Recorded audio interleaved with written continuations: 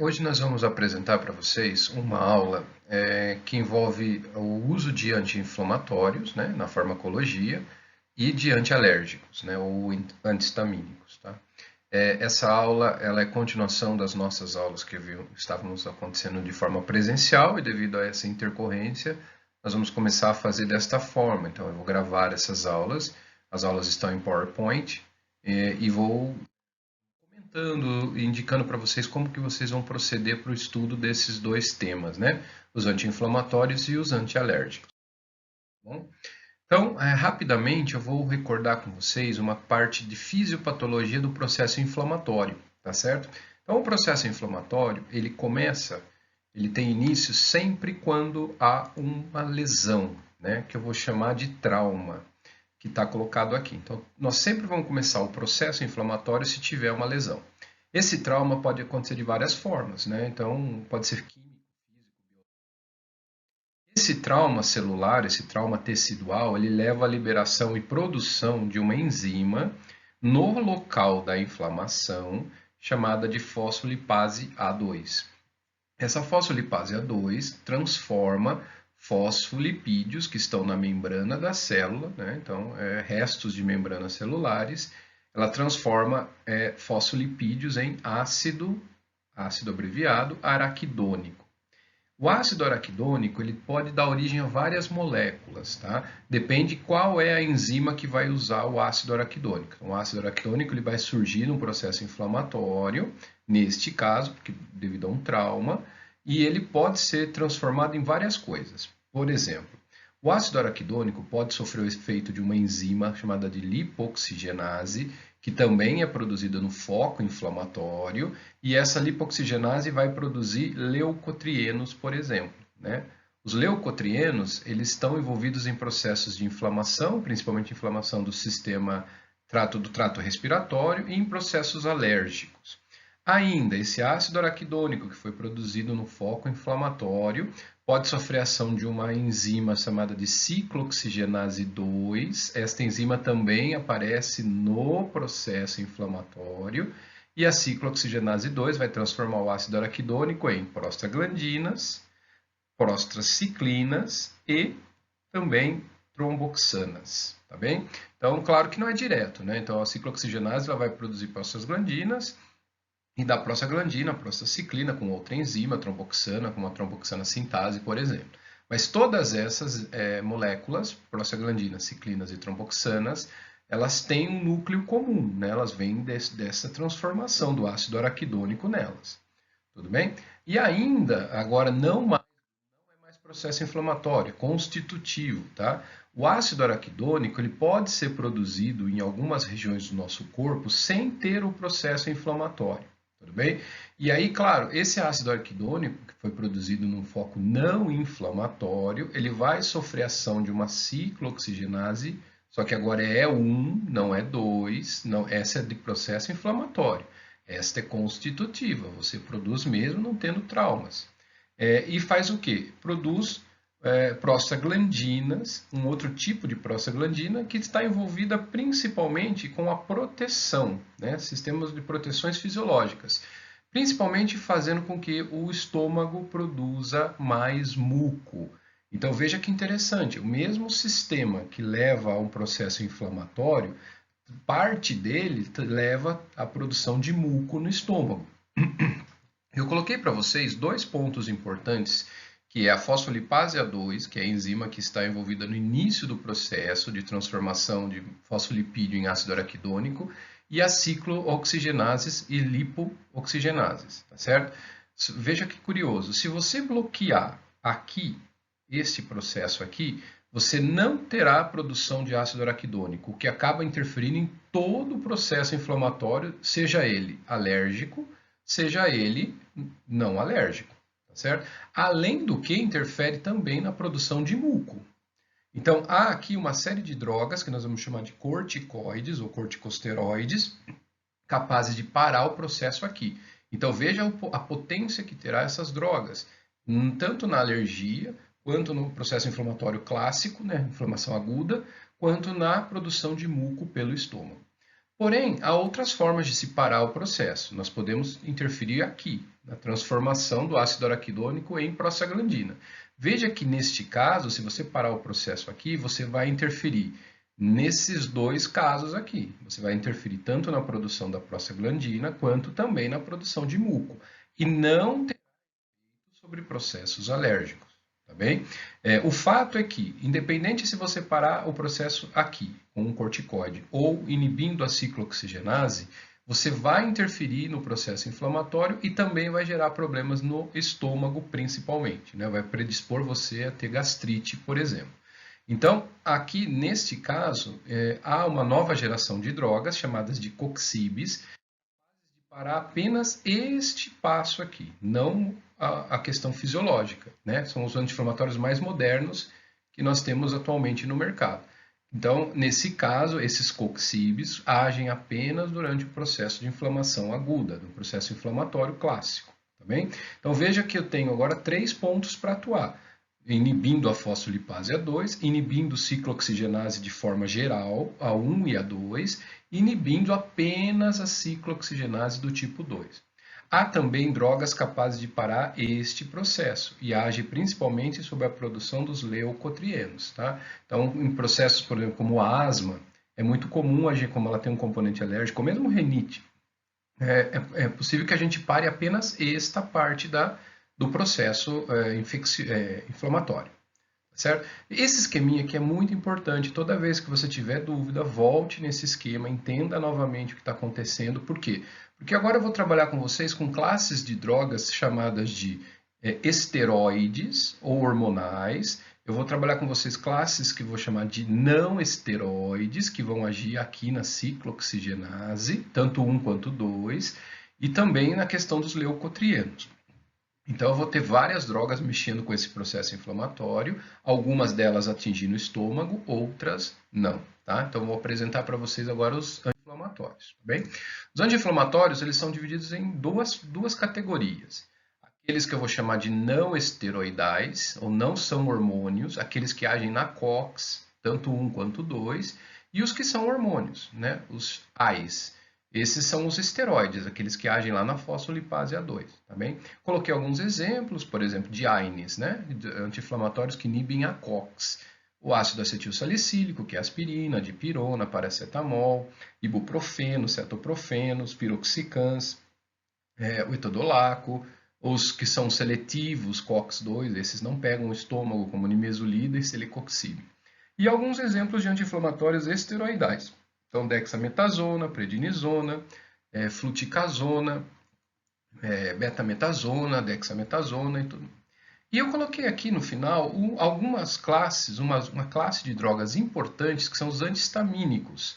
E os antihistamínicos eles servem exatamente para controlar a histamina, e a histamina ela está envolvida em processos alérgicos. Nós vamos discutir isso um pouquinho mais para o final da aula.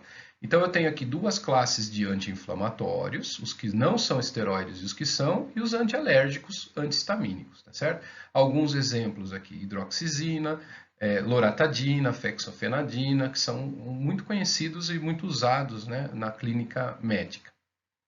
Bom, vamos agora sobre as ações que eu espero quando eu tomo uma droga inibidora de COX ou inibidora de fosfolipase ou que seja inibidor de histamina. Então, e algumas ações, alguns efeitos que vão ser produzidos. Então, para eu considerar a ação anti-inflamatória, para dizer que uma droga ela é anti-inflamatória, ela tem que diminuir o processo inflamatório, principalmente os sintomas clássicos da inflamação. Então, nem toda droga consegue ter este efeito. Por exemplo, o paracetamol. O paracetamol ele não é utilizado como anti-inflamatório, embora ele faça parte dos AINES. Por quê? Porque ele não tem um poder forte sobre o processo inflamatório. Por outro lado, outros efeitos que eu vou ter usando essas drogas é a questão de diminuição da dor, analgesia, por exemplo, né? Ação analgésica. Então, uma droga ela pode ser inibidora da COX, mas eu tenho aqui uma fraca ação sobre o foco inflamatório. Por outro lado, ela tem uma potente ação sobre a dor. Então, muitas dessas drogas você vai considerar analgésica, mas não anti-inflamatórias, ou vice-versa. Por exemplo, mais uma vez, o paracetamol. O paracetamol o efeito dele muito mais importante é na questão de diminuir a dor do que de controlar o processo inflamatório, embora faça parte da mesma classe de drogas. Outra ação que a gente tem com relação a essa ação é a ação antipirética, ação sobre a febre, né? Então é anti, faltou a palavrinha anti aqui, antipirética, ou controlar a febre, né? Então, nesse caso, algumas drogas, por controlar a prostaglandina no hipotálamo, conseguem também controlar a febre. Mais uma vez, podemos usar o exemplo do paracetamol, do ácido acetil salicílico, principalmente da dipirona, que tem esse tipo de efeito. Mas veja, por exemplo, dipirona com relação à ação anti-inflamatória dela é muito fraca. Em compensação, a combinação antipirética e analgésica é muito mais importante. E no caso, algumas drogas que têm esta característica, essa ação, a ser antialérgica, né? Então, como eu comentei com vocês, eu tenho ali os inibidores de leucotrieno, que foi passado naquele primeiro slide, e ainda tem os antihistamínicos, né, drogas que bloqueiam a histamina no processo mastocitário, consegue ter esse tipo de efeito. Então eu vou trabalhar com drogas que, ora eu vou falar, olha, a ação dela principal é analgésica. Não, a ação principal dela é anti-inflamatória, ou antipirética, ou se equivalem, né? Então ela tem tanto um efeito forte aqui, quanto um efeito bom aqui, o efeito bom aqui também. Então eu vou sempre usar essas terminologias a partir de agora, relacionado às ações ou efeitos dessas drogas. Vamos começar estudando a mais antiga, né, droga dessa classe, que são os derivados do ácido salicílico ou do ácido acetil salicílico. Nós temos aqui o AS, né? Nós temos aqui o salicilato de metila, que é o gelol, né? Tem várias drogas que eu vou colocar dentro dessa categoria aqui. Mas vamos usar sempre a aspirina como exemplo principal dessa classe. Então, a aspirina, o ácido acetil salicílico, ele tem que efeitos, né? Porque, aonde ele age? Então, primeiro, nós vamos ter uma indicação dele na ação cardiovascular. Por quê? Porque o ácido acetilsalicílico, ele vai, além de inibir a enzima ciclooxigenase, portanto, ele é um inibidor da COX, ele é um AINE, ele também tem ação inibindo a agregação plaquetária, numa dose baixa. Se for uma dose alta, nós não temos esse efeito.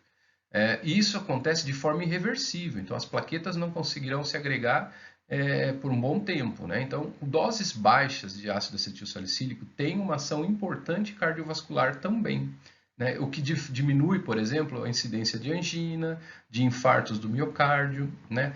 Além disso, nós podemos usar o ácido acetilsalicílico, além da questão analgésica, né, inibidora da COX, ele também pode ter um uso externo, né? Por exemplo, ele diminui calos, né? Então, se você aplicar sobre peles ou hiperqueratoses a aspirina, ela tem um poder queratinolítico e que diminui calos, hiperqueratoses, ajuda no controle de erupções por fungos, né? Então, ela tem uma ação na pele também, ela pode ser usada nesse sentido. Quais são os efeitos adversos mais importantes da aspirina? Então, claro, todos os inibidores de COX, se não for seletivo, se pegar COX-2, ele vai ter um desconforto gástrico ou epigástrico. É muito comum aparecer náuseas, vômitos, hepatite fulminante em alguns casos, síndrome de Rey. A aspirina ela é basicamente absorvida em meio ácido, então ela predispõe uma inibidora de COX a ter muitos problemas estomacais, né? Também favorece, devido ao efeito anticoagulante dela, né, de inibição da agregação plaquetária, ela predispõe a hemorragias, né, principalmente se você tiver na parte menstrual, né, pode intensificar o processo hemorrágico, tá bem? E também ela tem aqui um problema de restaurar, ela demora para fazer a função da agregação plaquetária voltar ao normal. Então, muito cuidado quando a gente vai fazer cirurgias, que a pessoa já toma aspirina por muito tempo e ela vai passar por um processo cirúrgico, ela precisa descontinuar, né, o uso da aspirina muito antes da cirurgia dessa pessoa. Outro exemplo de inibidores de COX, né? Estamos estudando os AINES primeiro. Então, primeiro foi a aspirina, agora vamos falar um pouquinho da dipirona, né? Então, a dipirona tem que tipos de efeito? Ela tem um efeito anti-inflamatório, mas ela não é muito forte como analgésica e antipirética, né? Então, nós temos aqui desculpa, é o contrário. tem um efeito muito forte anti-inflamatório, mas ela tem um efeito melhor sobre a analgesia e sobre a febre. Então, por favor, corrijam esse slide aí. Não deve ser utilizado por mais de uma semana, porque ela tem efeitos colaterais importantes, efeitos adversos importantes, tá? Ela pode ser utilizada por via oral, retal ou parenteral. Um pouquinho dos efeitos adversos mais comuns da dipirona. Então, ela pode causar náusea, vômitos, erupções cutâneas, desconforto epigástrico. Além de tudo, ela é inibidora da COX, né? Todo que é inibidor de COX apresenta mais ou menos os mesmos problemas. Além disso, tem outras situações. Ela pode causar insônia, vertigem, visão turva, euforia, hematúria. Mas o que é mais importante aqui, é raro, mas pode acontecer, é a granulocitose. Essa granulocitose é uma condição grave, aparece muito raramente, mas é muito grave, o que levou a ela não ser mais utilizada em alguns países, como nos Estados Unidos, por exemplo. Tá bem? Então, nós temos aqui classicamente os mesmos efeitos da aspirina, os efeitos adversos, com esse agravante aqui. Ela também tem efeitos sobre pressão arterial, ela costuma causar hipotensão quando administrada intravenoso. Vamos para mais um AINE agora, o paracetamol. O paracetamol ele tem dois problemas graves que dificultam muito o seu uso, né? Vamos primeiro onde nós usamos. Nós usamos ele como analgésico e antipirético. Ele tem uma ação muito ruim no processo inflamatório, né?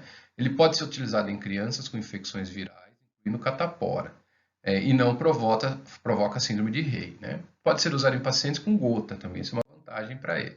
Só que tem dois efeitos adversos muito ruins. Ele é nefrotóxico e principalmente hepatotóxico. Então, pessoas que têm algum problema renal e hepático nunca devem usar.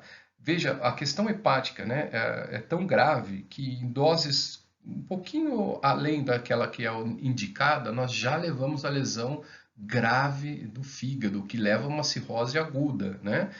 Muitas vezes por intoxicação por paracetamol, nós precisamos entrar com acetilcisteína para reverter a situação, porque fica muito grave, principalmente em crianças, né? Uso a longo prazo provoca então uma lesão agora no rim, como hipoglicêmico também. Então, esta droga ela deve ser usada com muito cuidado, principalmente em crianças. Por quê? Porque a questão hepática passa a ser um problema muito grave e se a longo prazo eu tenho também problemas de lesão renal. Tá? Bom, toxicidade. Se você, por exemplo, se der um paciente, né, uma situação em que você tem um paciente que apresenta esses sintomas, náusea, vômitos, dores abdominais, sonolência, excitação e desorientação. Esses sintomas são clássicos sintomas da intoxicação por paracetamol, principalmente em crianças. E como é que eu faço para reverter essa situação grave de quase cirrose aguda, né? Administração de acetilcisteína, que é o Fluimacil, se eu não me engano, é o nome comercial. Acetilcisteína, ela administrada por alguns dias, você consegue retirar e reverter os efeitos que o paracetamol causa na pessoa. Outro exemplo de anti-inflamatório não esteroidal, né, mais um AINE, é o diclofenaco. O diclofenaco, muito usado, foi muito usado, hoje nem é tanto, mas foi muito usado já. Temos dois exemplos aqui, Voltaren e Cataflan. É um potente anti-inflamatório, muito mais potente do que aspirina e qualquer outro até o momento que a gente tenha trabalhado, né? Então, ele é usado muito em casos agudos dolorosos, como artrite gotosa, espondilite, osteoartrite, enfim, várias situações agudas que eu tenho, mesmo que a doença seja crônica, eu tenho episódios agudos, é o caso aqui. Então, ela é indicada nesse caso. Ela controla muito bem a dor associada a vários processos, como pós-operatório, por exemplo, cirurgia oftalmológica, retirada de dentes, por exemplo. Em neonatos, ao invés de usar a diclofenaco, há outras possibilidades de se usar, né? Então, tem outras drogas além dele. Tem a indometacina, por exemplo, né? A indometacina é muito antigo e muito pouco usado, mas há situações. Então, por exemplo, em neonatos prematuros, a indometacina tem sido utilizada para acelerar o fechamento do ducto arterioso patente, né? Então, há aqui uma situação que eu posso usar numa outra situação que não é um processo inflamatório, tá bem? Então, pode ser administrado por via oral ou retal. Quais são os efeitos adversos mais importantes desse tipo de classe, né? Os derivados do diclofenaco ou do ácido acético, né? Então, metade dos pacientes tratados apresentam os seguintes sintomas: náusea, vômito, anorexia, diarreia e dor abdominal, podendo levar à ulceração do trato gastrointestinal. Muito cuidado, pessoas que têm problema gástrico devem evitar usar esse tipo de medicação de qualquer forma, porque predispõe a úlceras, né? Perfuração e hemorragia muito intensa. E essa hemorragia do estômago é bastante grave, né? No sistema nervoso pode provocar cefaleia, tonturas, vertigem, confusão mental. Esse quadro aqui é muito típico de vários tipos de drogas, né? Muito comum aparecer. No caso da indometacina e da fenilbutazona, são pouco usados, mas em paciente acometido por osteoartrose de quadril, pode levar a necrose asséptica da cabeça do fêmur. Veja que é uma situação muito pontual e são duas drogas muito pouco usadas, mas vale a pena comentar porque vai que um dia você trabalha na clínica médica e se dá conta de uma situação como essa, tá certo? Também tem ação sobre o pâncreas, sobre o fígado, sobre medula óssea, né? Podendo causar vários problemas de medula óssea. Então, são tipos de drogas que devem ser usados com certo. Temos aqui outra classe de anti-inflamatórios não esteroidais, né? São os oxicans. Então, piroxicam, tenoxicam, meloxicam são exemplos de drogas que são dessa classe. Nós vamos trabalhar sempre com a classe, não vou trabalhar com uma isolada. Você pode usar uma isolada para usar como exemplo, né? Então, primeira coisa importante é o tempo de meia-vida. Veja que o tempo de meia-vida dessas drogas é bastante alta. Então, você não precisa ficar tomando muitas doses seguidas, né? Só uma dose, ou duas ou três doses é suficiente, né? Veja no caso do tenoxicam, ele fica no sangue por 70 horas, né? Então, essa é uma vantagem porque você diminui a posologia, né? A frequência de uso. Pode ser usado em doenças inflamatórias, de várias doenças inflamatórias, mas temos algumas situações, por exemplo, pode ser lesões do músculo esquelético, vai melhor, né? E que tipo de lesão é essa? Por exemplo, na dismenorreia. Então, quando a mulher está passando por aquelas situações de cólicas no útero muito intensas, ela pode utilizar, e é muito usado, esse tipo de anti-inflamatório nesses casos. Também é muito usado na dor pós-operatória, né? Então, para diminuir a dor pós-operatória, o processo inflamatório pós-operatório, é indicado esse tipo de anti-inflamatório. Agora discutir o que hoje nós estamos usando mais no mercado, né? São os derivados do ácido propiônico, e nós temos como exemplo aqui também é um AINE, quer dizer, inibidor de COX não seletivo, pega COX-1 e COX-2, e nós temos como exemplo naproxeno, cetoprofeno, ibuprofeno, né? Então, tudo que for profeno, nós vamos colocar dentro dessa categoria. Então, tem potência semelhante à indometacina ou ao diclofenaco como anti-inflamatório. Também é um potente analgésico, então eu posso utilizá-los também para controle de dor e também para controle da febre. Então, como ele tem o efeito triplo desejado de qualquer anti-inflamatório, então ele é anti-inflamatório, ele é analgésico e antipirético, e tem uma baixa toxicidade, nós estamos substituindo as classes antigas por essas. Então, elas são mais seguras, causam menos reações adversas e têm um efeito muito parecido com o Cataflã, por exemplo, né? Leva a uma melhor aceitação por alguns pacientes, com menor incidência de efeitos adversos, bem menos do que a aspirina, por exemplo, né? Temos aqui, vamos usar vias que nós podemos usar essas drogas. Então, veja como ela é bastante eclética, né? Você pode usá-la por oral, retal, parenteral, transdérmica. Então, ela pode ser usada de várias formas, o que é uma vantagem terapêutica deles, né? Que efeitos adversos vão apresentar? Claro, ele é um inibidor da COX, né? Então eu não posso excluir os efeitos que causaria qualquer inibidor de COX. Só que tem uma incidência menor. Então ele vai causar hemorragia? Vai. Vai causar dores de estômago? Vai. Pode reduzir o efeito de alguns antipertensivos, como os tiazídicos, né? A hidroclorotiazida, a furosemida.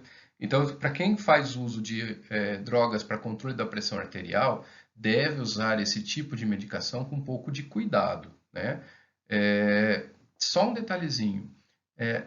Algumas delas mexem mais na plaqueta do que outras, né? Então, eu até coloquei aqui. Por exemplo, naproxeno. O naproxeno ele tem um efeito na plaqueta muito semelhante à aspirina, por exemplo.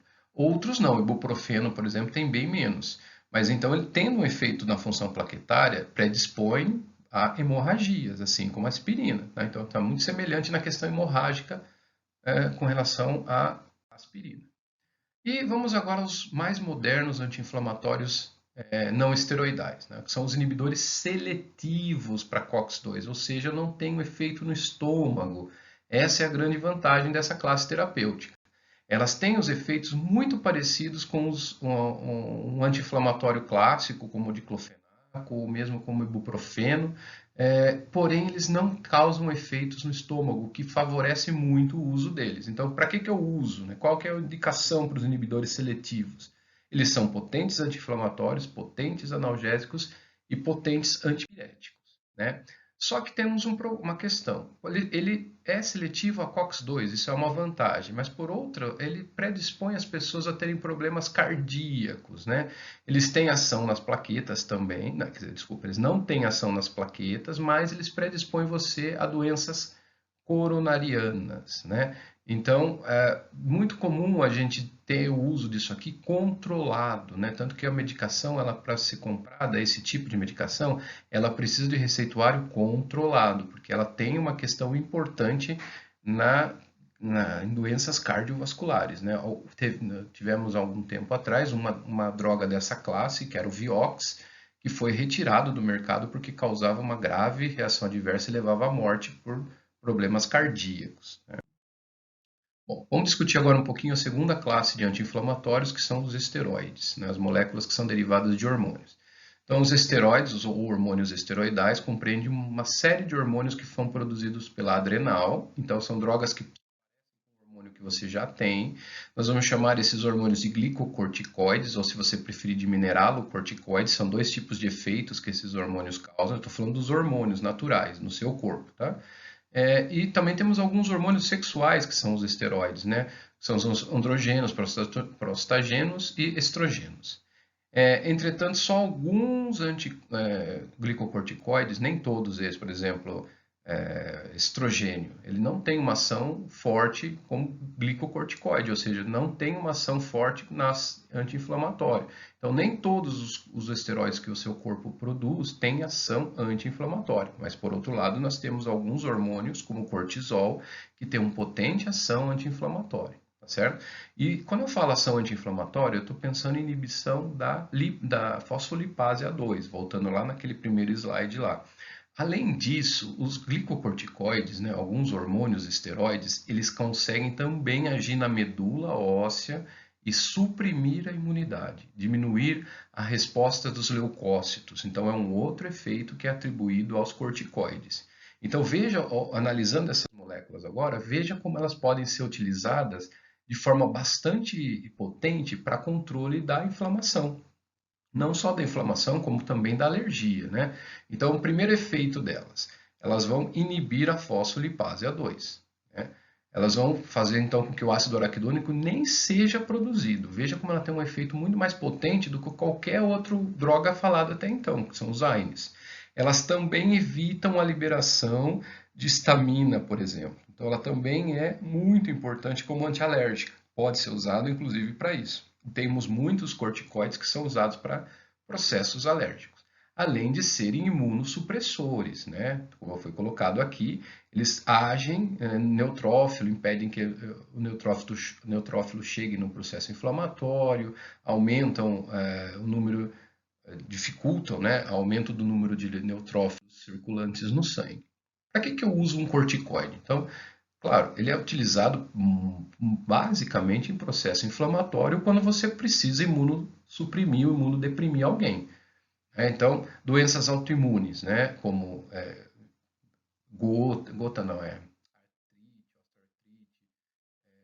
lúpus, né? Então, nós poderemos usar em qualquer doença autoimune que tenha essa característica, eu posso utilizar um glicocorticoide com ação muito interessante. Pode ser usado em inflamações clássicas agudas, como traumas, por exemplo. Posso usar em asma, em distúrbios alérgicos, problemas hematológicos, oftálmicos, enfim. Qualquer processo inflamatório, básico, eu posso utilizar, ou alérgico, eu posso utilizar um corticoide sem problema nenhum, com efeitos bastante potentes. Também podem ser usados em casos especiais, tá? No tratamento de choque, de doenças neurológicas, da síndrome nefrótica, alguns tipos de tumores eu trato com glicocorticoides, algumas profilaxias usá-las também, evitar tratamento, rejeição quando há um transplante, já que ela é imunossupressora. Então, essa classe de drogas, ela é muito utilizada porque ela possui muitos efeitos terapêuticos, né? Pode ser usado, mais uma indicação aqui, ó, uso em gestantes com possibilidade de parto prematuro, né? Então, se você tem essa condição, você pode indicar ou usar um glicocorticoide, né? Ele tende a facilitar o amadurecimento dos alvéolos pulmonares, o que a criança tende a nascer com melhores chances de sobrevida se for um parto prematuro. Por onde eu uso, né? Qual via de administração? Então, ela pode ser via oral, pode ser parenteral, tópica, oftálmica, inalatória. Inalatória é muito importante em asmas, por exemplo, né? Intraarticular diretamente, retal. Então, veja que eu posso utilizá-lo, como são moléculas muito parecidas com moléculas que nós temos naturalmente, facilita a administração de vários caminhos, né? Várias vias. A via retal é usada em inflamações intestinais e a via tópica em distúrbios dermatológicos, claro, principalmente, né? De todos os corticoides que a gente tem hoje no mercado, nós vamos dividir ele em três classes: corticoides de ação curta, corticoides de ação intermediária e corticoides de ação longa. Isso é o tempo de ação, não é a potência, tá? A potência se equivale muito, né? Não falar, esse é mais forte ou esse é mais fraco. Não é por aí. A gente vai classificar com o tempo de ação da droga no corpo. Então, cortisona, hidrocortisona, eles são de ação curta, então eles tendem a ter um efeito de mais ou menos de 8 a 12 horas é o tempo que fica no corpo, tá certo? Então tá aqui para você. As ações intermediárias, por exemplo, prednisolona, metilprednisolona, prednisona, né, beclometasona, eles têm uma ação intermediária e eles ficam no organismo de 12 a 36 horas.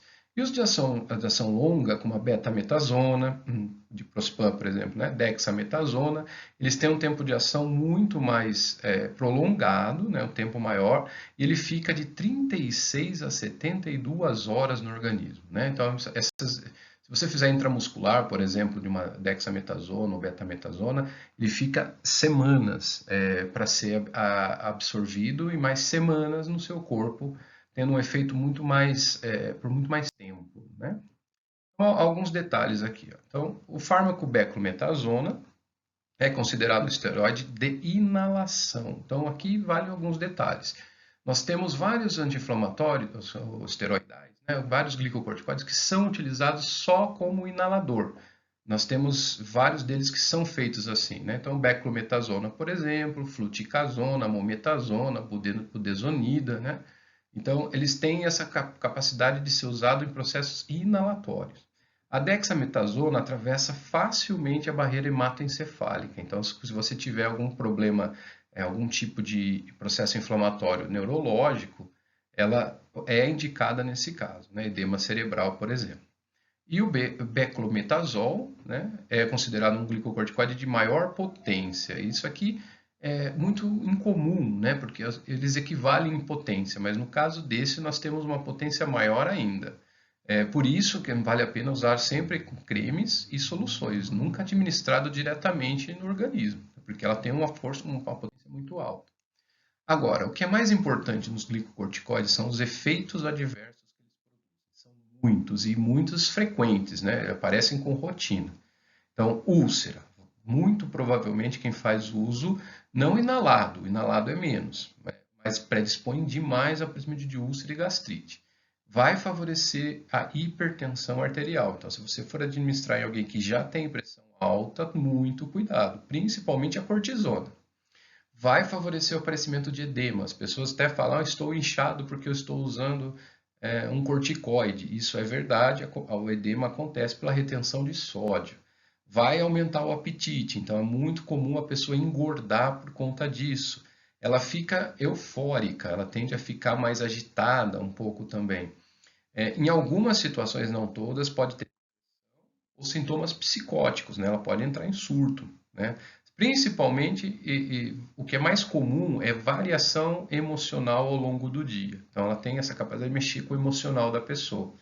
Ela aumenta e muito a produção de gordura no abdômen. Então, a pessoa engorda de forma inteira, mas principalmente na região abdominal.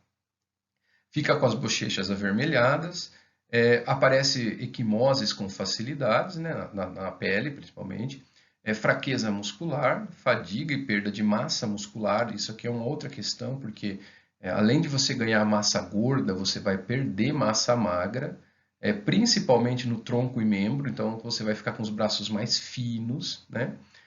Tem dificuldade em cicatrizar feridas, tendência a ter hiperglicemia, essa é uma outra questão, porque pacientes diabéticos têm que tomar isso aqui com muito cuidado. Elas suprimem a resposta da infecção, então se você tiver um processo infeccioso que precisa do sistema imunológico, essas drogas podem interferir de forma negativa, né? Predispõe a síndrome de Cushing, a catarata, a glaucoma e a osteoporose. Isso aqui por quê? Porque dificulta a absorção de cálcio pelo organismo, o que predispõe à retirada do cálcio de dentro do osso. Então favorece muito. Outro cuidado, pessoas que já possuem osteoporose devem usar esse tipo de medicação com muito cuidado, porque predispõe à fratura, né? Vamos agora à terceira classe de drogas que eu estou trabalhando com vocês, que são as drogas antialérgicas ou antihistamínicas, né? Bom, primeiro vamos falar um pouquinho rapidinho da histamina. O que é a histamina? Histamina é um altacoide que é produzida por várias células do corpo, mas principalmente mastócitos que estão nos tecidos conjuntivos e o basófilo que está no sangue, né? Mas principalmente o mastócito, né? Na pele, por exemplo, é muito comum encontrar. Então, essas células produzem e armazenam a histamina, tá bem? E a histamina serve para quê? Né? A histamina ela tem vários efeitos no organismo. Por exemplo, no sistema nervoso central, ela tem um efeito como neurotransmissor. E o que ela faz no cérebro? Ela ajuda a regular a temperatura do corpo, a liberação de hormônios e a você ficar acordado. Ela é importante nesse processo. Mexe com o sistema cardiovascular. Tudo isso é ação que eu tenho no sistema nervoso central. Mas ela tem outros efeitos que nós já estudamos, por exemplo, a histamina ela ajuda a produzir, né, ela estimula a produção de ácido no estômago, né? Então só aqui eu tenho dois efeitos diferentes da histamina, um no estômago, ela aumenta a produção de ácido e um no sistema nervoso. Mas o que nos interessa mesmo, como alergia, é o papel dela quando liberada pelos mastócitos na pele. Como é que acontece isso? Geralmente o mastócito, para liberar a histamina no tecido conjuntivo, ele precisa ser estimulado por um anticorpo chamado de IgE. E esse IgE ele é ativado quando ele encontra um antígeno. Então, esse antígeno é o que faz a pessoa ser alérgica. Então, a pessoa entrando em contato com o antígeno que ela é alérgica, esse antígeno liga-se ao anticorpo IgE e este conjunto age sobre o mastócito. Tá vendo aqui? Esses mastócitos, então, liberam a histamina, que nós vamos chamar de desgranulação ou liberação dos grânulos da histamina. E a histamina, então, vai atuar como mediador da resposta alérgica imediata. Isso eu dou o nome de reação imune tipo 1, que é o clássico, né? O processo alérgico clássico. Bom, o que a histamina liberada faz, né? A histamina ela vai agir em receptores H1 e H2, mas o H2 é do estômago, então eu não vou falar aqui. O que ela faz quando ela age em receptores H1 que estão, por exemplo, no sistema cardiovascular, nos vasos, nos neurônios, por exemplo? Então, ela vai promover uma vasodilatação intensa, né? Uma hipotensão acentuada, o que predispõe, por exemplo, até o choque anafilático, né? Ela tem ação de aumentar a frequência cardíaca, então predispõe a taquicardia e aumenta a força de contração cardíaca também. Promove dilatação dos vasos cerebrais e o principal efeito dela é este aqui, ó. Ela vai fazer com que aumente a permeabilidade vascular, o que vai causar um edema muito intenso. Por exemplo, em picadas de inseto, a gente tem uma liberação de histamina alta, Pode ver que em picadas, por exemplo, o edema passa a ser muito importante. Então, todo o processo alérgico eu tenho isso aqui, né? Liberação de histamina causando isso aqui. Mas principalmente isto, né? Exudação, um alto edema vai acontecer. É muito provável, né? Que aconteça um edema bastante intenso. Nós vamos agora falar das drogas, dos antihistamínicos. Então, vamos lá começar. Dividimos os antihistamínicos em duas gerações, primeira geração e segunda geração. Qual que é a diferença entre eles? Os antihistamínicos mais antigos, que bloqueiam o receptor H1, eles passam para o cérebro, então eles vão ter efeitos também central. Já os de segunda geração, os antihistamínicos de segunda geração, eles não conseguem passar para o cérebro, ou passam muito pouco. Então essa é a principal diferença entre as classes de antialérgicos. As mais antigas vão agir no cérebro e vão bloquear a histamina no cérebro também, enquanto que na segunda geração ela bloqueia só o periférico, não no estômago. O estômago é outro receptor, eu estou falando de receptor H1, tá? Processo alérgico. Então, essas daqui tendem a ter uma ação sobre o cérebro menor. E qual é a principal ação no cérebro, né? Se você bloquear a histamina no cérebro, você vai ter muito sono, né? Tanto que algumas drogas antihistamínicas são usadas exatamente para isso aqui, para dar sono. Como, por exemplo, a prometazina, né, que é utilizada até em surtos para acalmar e sedar as pessoas, tá bem? Então, eu vou dividi-los da primeira geração e segunda geração. Bom, vamos falar um pouquinho sobre a primeira geração. Então, o principal sintoma que ela causa é sedação, né, compostos de primeira geração. Ela também tem, porque ela age no cérebro, bloqueando a histamina no cérebro, ela também vai causar tem um efeito de cortar o vômito ou diminuir a vontade de vomitar. Também são as drogas de primeira geração. Algumas delas vão agir também como antagonista alfa-adrenérgicos e vão causar hipotensão, por exemplo, a prometazina, né, que é uma droga muito Fenergan, está até aqui ó, a caixinha para nós. E em alguns casos ainda, essas de primeira geração, vão ser usadas como anestésicos locais. Quais são as reações adversas mais comuns da primeira geração? As mais antigas. Então, são ação antimuscarínica. Então, vai, por exemplo, secar a boca, né, xerostomia, tem efeito anestésico local, às vezes, tem alterações cardiovasculares, como taquicardia, hipotensão, alteração do eletrocardiograma, alterações cardíacas mais graves podem acontecer, muito mais raro, mas pode acontecer também, né? Então, eu posso ter arritmias, fibrilação ventricular, enfim. Alguns exemplos de drogas antihistamínicas de primeira geração, né? Buclizina, prometazina, cetirizina. A cetirizina já é segunda geração, né? A primeira geração são esses primeiros aqui. Então, esses têm ação anestésica local, elas podem ser usadas como antiemético, no caso a buclizina. Elas têm vamos pegar a prometazina, ação sedativa, né? Muito importante. Elas causam como principal reação adversa a sedação, sempre muito característico dessa geração, e ações antimuscarínicas, né, principalmente brônquica e gástrica. E a segunda geração são aquelas que não diminuem, né, tem um poder de sedação um pouco menor. Isso não quer dizer que não tenha, né, muitas pessoas são sensíveis ainda a elas. Nós temos aqui três exemplos, né, cetirizina, fexofenadina e a loratadina. Então, são três exemplos de antihistamínicos de segunda. Eles agem principalmente aqui, ó, nos mastócitos, então é muito importante e intenso no processo alérgico, sem ter muitas reações adversas. E agora eu vou colocar para vocês três casos clínicos que eu já enviei anteriormente para o nosso grupo de WhatsApp. Então, eu peço que vocês leiam esse caso 1, leiam o caso 2 e o caso 3 e tentem responder essas questões. E no nosso encontro, que será no dia da nossa aula, que nós vamos fazer pelo Zoom, aparentemente, no primeiro momento, eu peço que vocês tentem fazer essas questões, esses três casos, e que a gente possa discutir isso durante a nossa aula presencial, ou aula virtual, né, vamos chamar assim, que vai acontecer no momento da nossa aula, que já está agendado. Classroom, veja o material que está postado no Google Classroom. Lá também a possibilidade de você interagir comigo fazendo perguntas. Só que daí nós vamos ter interação no momento, né? A pergunta lá que eu respondo depois. E até a próxima aula.